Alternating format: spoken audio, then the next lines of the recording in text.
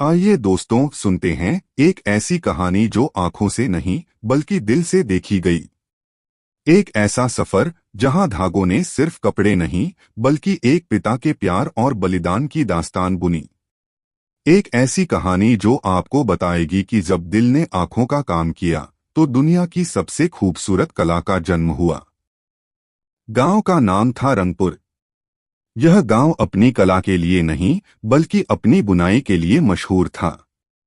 यहाँ के बुनकर धागों में जान डाल देते थे। लेकिन इस गांव में एक ऐसा युवक था जिसका नाम था अंश। अंश की आंखें गहरी और खाली थीं। वह दुनिया को देख नहीं सकता था। जन्म से ही वह अंधा था। लेकिन उसके हाथों में जादू था। उसकी उंगलियां धागों को इस तरह पहचानती थीं जैसे कोई आंखें रंग पहचानती हों। वह अपने हाथों से जो भी बुनता वह एक कलाकृति बन जाती थी। अंश के जीवन में केवल एक ही रोशनी थी, उसके पिता राम सिंह। राम सिंह बूढ़े हो चुके थे, उनकी पीठ झुक गई थी, लेकिन उनके चेहरे पर एक ऐसी मुस्कान थी जो अंश की दुनिया को रोशन कर देती थी। राम सिंह ही अंश की आंखें थे।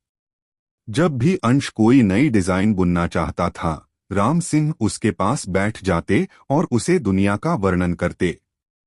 आज आसमान में शाम की लाली छाई हुई है बेटा।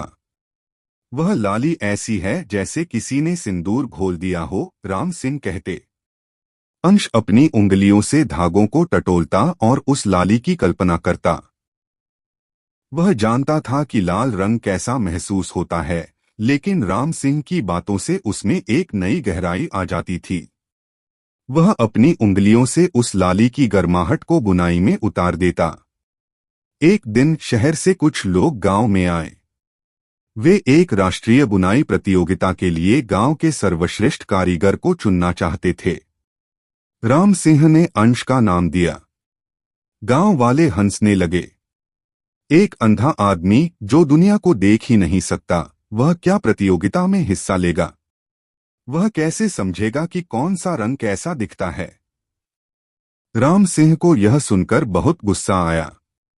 उन्होंने गर्व से कहा, मेरा बेटा अपनी आंखें बंद करके जो देख सकता है वह तुम खुली आंखों से कभी नहीं देख पाओगे। अंश ने प्रतियोगिता के लिए हाँ कर दी, लेकिन उसके दिल में डर था। उसे शहर का रास्ता नहीं पता था और वहां के लोग उसके कला को कैसे समझेंगे। उसकी दुनिया तो केवल राम सिंह की आवाज और स्पर्श तक ही सीमित थी। प्रतियोगिता का दिन आया। राम सिंह और अंश दोनों शहर के लिए निकले। यह उनके जीवन का सबसे लंबा सफर था। रास्ते में राम सिंह अंश को हर छोटी बड़ी चीज के बारे में बताते रहे।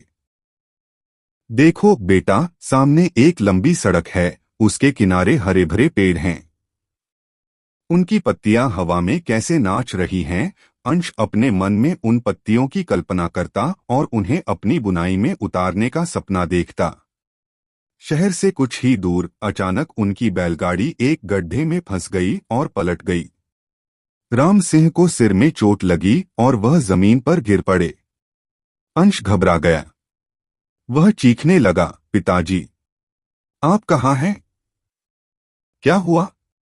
राम सिंह ने दर्द में कराहते हुए कहा, बेटा, मैं ठीक हूं। उनकी आवाज बहुत धीमी थी। उन्होंने धीरे धीरे अंश का हाथ पकड़ा। देखो, सूरज डूब रहा है। तुम इसे याद रखना। अंश को कुछ समझ नहीं आया। आप क्या कह रहे हैं पिताजी? हमें अस्पताल चलना होगा।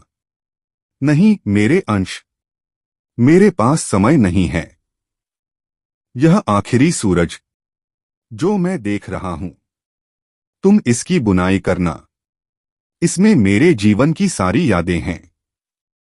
मेरी ममता, मेरा प्यार, मेरे सपने, सब कुछ। राम सिंह की आवाज धीरे धीरे कम होती गई। अंश की आंखों से आंसू बहने लगे। उसने अपने पिता का हाथ पकड़ा हुआ था, लेकिन वह महसूस कर रहा था कि उनके हाथों की गर्माहट धीरे धीरे जा रही है। राम सिंह ने अपनी अंतिम सांस लेते हुए अंश के कानों में फुसफुसाया, तुम्हारी आंखें, तुम्हारा दिल है। अंश, उसे बंद मत होने देना। राम सिंह की मृत्यु के बाद अंश अकेला रह गया। उसका सहारा, उसकी आंखें, उसका मार्गदर्शक सब कुछ चला गया था। उसकी दुनिया फिर से अंधेरे में डूब गई थी, लेकिन इस बार यह अंधेरा पहले से कहीं ज्यादा गहरा था। वह अपने पिता के मृत शरीर के पास घंटों बैठा रहा। उसने दुनिया के सबसे भयानक दर्द को महसूस किया था। किसी तरह वह शहर पहुंचा। प्रतियोगिता शुरू हो चुकी थी। वहां के लोग उसे देखकर हैरान थे। यह तो वही अंधा लड़का है, कुछ लोग धीरे से फुसफुसाए। अंश ने किसी की बात पर ध्यान नहीं दिया। वह अपनी बुनाई के स्थान पर बैठ गया। उसके सामने सिर्फ खाली धागे थे। उसे अपनी बुनाई में एक सूर्यास्त का चित्र बनाना था, जैसा कि उसके पिता ने आखिरी बार उसे बताया था। अंश ने अपनी आंखें बंद कीं और अपने पिता की अंतिम आवाज को याद किया। उसने अपने हाथों से धागों को छुआ। हर धागा उसे अपने पिता का हाथ लग रहा था। उसने लाल, नारंगी और सुनहरे धागों को चुना, लेकिन ये सिर्फ रंग नहीं थे। लाल रंग में उसके पिता का सिंदूर जैसा प्यार था, नारंगी में उनकी ऊर्जा थी और सुनहरे धागे में उनके जीवन का प्रकाश था। अंश बुनाई करता रहा। वह आंसू और धागों को एक साथ मिला रहा था। उसकी बुनाई में वह दर्द था, वह प्यार था, वह बलिदान था जो उसके पिता ने उसके लिए किया था। उसके हाथों में जो भी बुना जा रहा था, वह एक साधारण चित्र नहीं, बल्कि एक बेटे के दिल की दास्तान थी। जब प्रतियोगिता खत्म हुई, तो सभी कारीगरों ने अपनी अपनी कलाकृतियां प्रस्तुत कीं। जब अंश की बारी आई, तो सभी हैरान रह गए। उसने जो बुना था, वह सिर्फ एक सूर्यास्त नहीं था। वह एक ऐसा सूर्यास्त था जिसमें इतनी गहराई थी कि देखने वालों की आंखें नम हो गईं। उसमें दर्द भी था और उम्मीद भी। उसमें जीवन का अंत भी था और एक नए जीवन का उदय भी। अंश ने प्रतियोगिता जीत ली।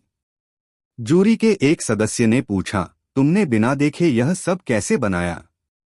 अंश ने नम आंखों से कहा, मेरे पिता मेरी आंखें थे। उन्होंने आखिरी बार मेरे लिए एक सूर्यास्त का वर्णन किया था, जो उनके जीवन का अंतिम सूर्यास्त था। मैंने वही बुना है, लेकिन आंखों से नहीं, अपने दिल से। यह कहानी सुनकर सारे लोग सन्न रह गए। अंश ने उस दिन सिर्फ एक प्रतियोगिता नहीं जीती थी, बल्कि उसने यह साबित कर दिया था कि सच्ची कला आंखों से नहीं, बल्कि आत्मा से महसूस की जाती है। आज भी रंगपुर गांव में अंश की बुनाई को देखकर लोग रो पड़ते हैं।